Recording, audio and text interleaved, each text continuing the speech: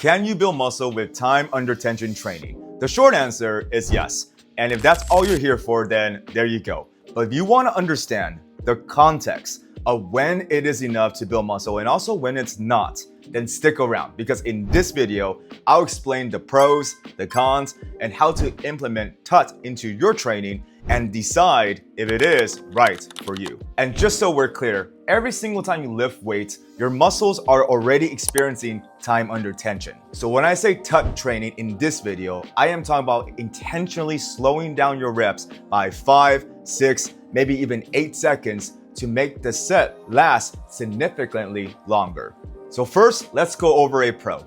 This style of training is especially great for beginners because it allows them to actually work on proper form instead of rushing through every exercise. So it is amazing for laying good foundations. And as a gym owner and a trainer now for over 15 years, whenever I get a new client, I love using TUT training to introduce new movements into their life. I usually have them pause at the top, pause at the bottom, and slowly move through each exercise. And we'll use TUT training for the first few sessions before transitioning into traditional reps. Another pro with TUT training is that you also learn to start to be comfortable being uncomfortable. You see, TUT training can burn. And when I say burn, I mean really burn. If you do a typical set of 10 on the bench press, it might take you 20 to 30 seconds to do those 10 reps.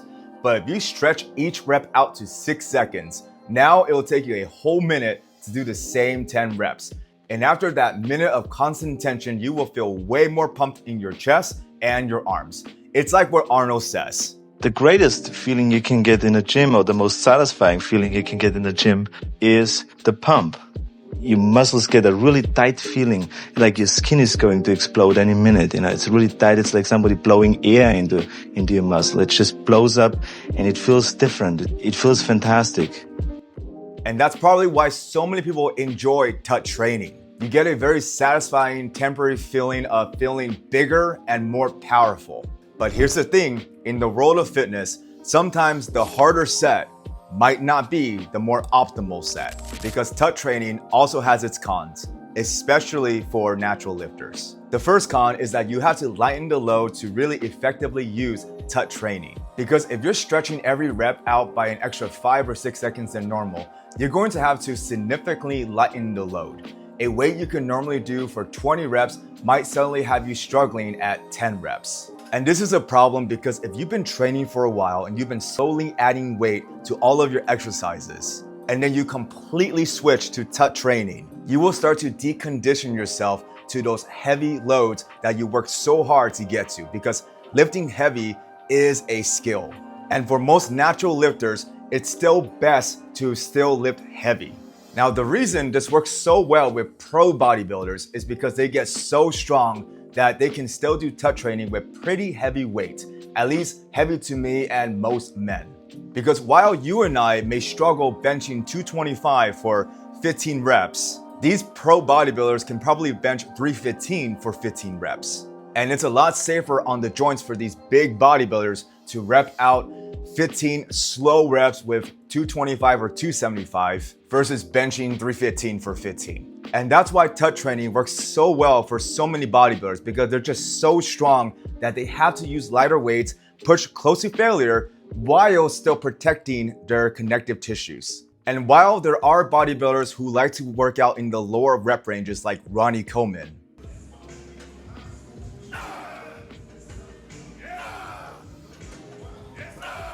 it comes with a lot of risk.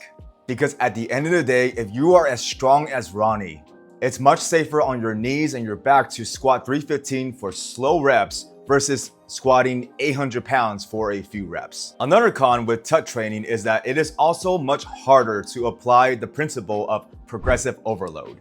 And if you don't know what that is, that's basically adding an extra rep or adding a little bit more weight compared to the last time you worked out on the same exercise. It's much easier to do a normal set of 10 versus trying to count 5, 6, 8 seconds per rep for 10 reps. Now, can you progressively overload with TUT training?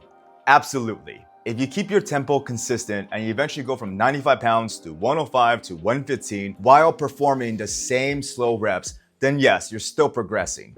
My problem isn't with TUT itself. My problem is that it adds another variable that you have to consistently measure. And I don't know about you, but my last 2 or 3 reps, the last thing that I'm thinking about is whether or not that last rep took 5 or 6 seconds. I'm just trying to survive and get the damn weight up. Another con is that most people are not close to elite pro bodybuilders levels of strength. So in my opinion, most people would be better off spending the majority of their training simply trying to get stronger with normal controlled reps. Because let's say today you bench 185 for 10 controlled reps, and 2 months later, you can now bench 205 for 10 controlled reps. You have clearly gotten stronger. Compare that to benching 95 pounds and purposely making the set last 2 minutes. It's going to hurt more. You will probably get a ridiculous pump, but does the fact that your chest was under tension longer automatically mean you created a better stimulus for muscle growth?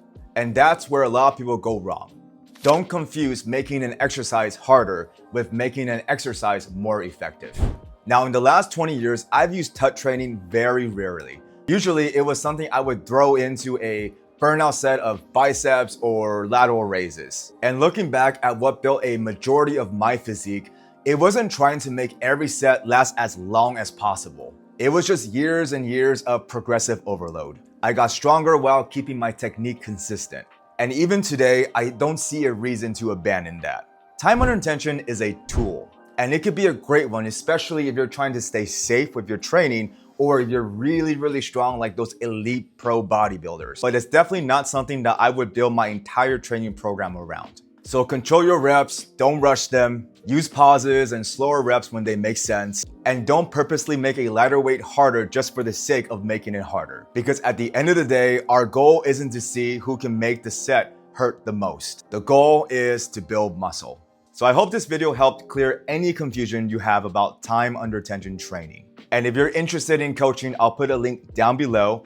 And as always, thanks for watching. Don't forget to subscribe, watch my next video right here, and I'll see you guys in the next one. Peace.